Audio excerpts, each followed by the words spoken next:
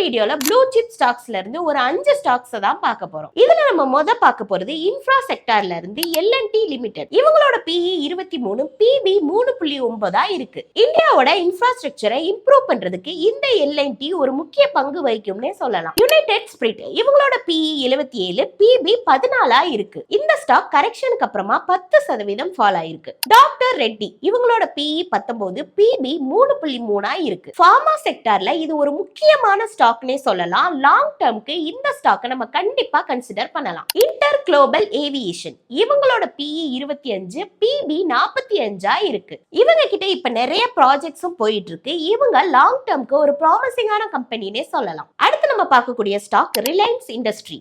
இவங்களோட PE 26, PB 2 இருக்கு. இதே மாதிரி ஷேர் மார்க்கெட் ரிலேட்டடான யூஸ்ஃபுல்லான இன்ஃபர்மேஷன் பத்தி தெரிஞ்சுக்கணும்னா மைத்ரா வெல்த்தை ஃபாலோ பண்ணுங்க. Investment in security market are subject to market risk. Read all the documents carefully before investing.